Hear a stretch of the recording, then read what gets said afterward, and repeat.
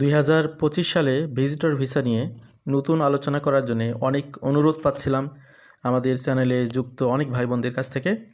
যদিও রিসেন্ট টাইমে 2টি আলোচনা করা আছে, তারা সেগুলো দেখেছেন কিনা জানি না।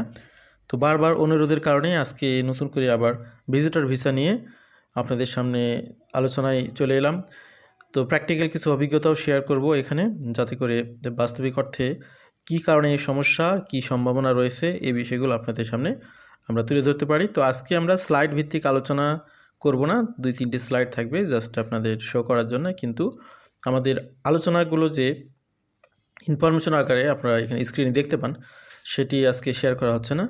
প্র্যাকটিক্যাল অভিজ্ঞতা থেকে আপনাদেরকে আজকের আলোচনাটি শেয়ার করতেছি। তো অ্যাকচুয়ালি কী ঘটতেছে, ভিজিট ভিসা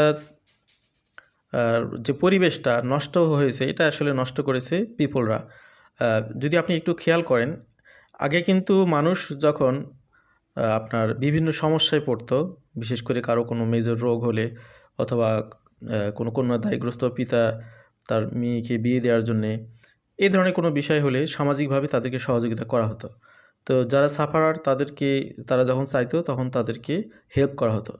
তো এখন পরবর্তীতে হলো কি, একটা শ্রেণীর মানুষ দেখলো যে এইভাবে যদি মানুষের কাছে চাওয়া যায় তাহলে মানুষের কাছে টাকা পাওয়া যায়। ফলে কি হলো, অনেক ব্যক্তিরা এটাকে প্রফেশন হিসেবে গ্রহণ করলো। এর ফলে এখন দেখা গেল যে এই নিডি ব্যক্তিদের সংখ্যাটা অনেক বেড়ে গেছে এবং সাধারণ মানুষরা বুঝতে পারলো যে আসলে এখানে যারা অ্যাকচুয়ালি সহযোগিতার জন্য হাত বাড়ায়, এদের ম্যাক্সিমামই হচ্ছে এখানে অভিনয় করে, প্রতারণার জন্য এই কাজগুলো করে। তো এখন কি হচ্ছে, মানুষ আর সহযোগিতা করে না, যার ফলে দেখা যাবে যে 10 জনের মধ্যে হয়তো 5 জন প্রকৃতপক্ষেই অসহায়। তো ওই আরও যে 5 জন আছে, তাদের এই ভণ্ডামির কারণে পুরো 10 জনকেই মানুষ এখন রিফিউজ করতেছে।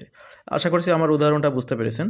2022 সালের মাঝামাঝি থেকে 23 সালের শেষ পর্যন্ত কানাডাতে যে একটা বিরাট অপরচুনিটি তৈরি হয়েছিল ভিজিট ভিসা পাওয়ার, সেই সুযোগটাকে, সম্ভাবনাটাকে পুরোপুরি নষ্ট করে দিয়েছে একটি অসাধু চক্র।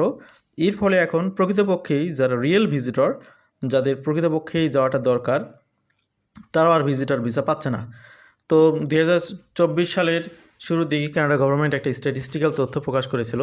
সেখানে দেখা গেছে যে বাংলাদেশ থেকে আগত ব্যক্তি যারা, তাদের মধ্যে থেকে 1200% অ্যাসাইলাম ক্লেম করেছে 2024 সালে।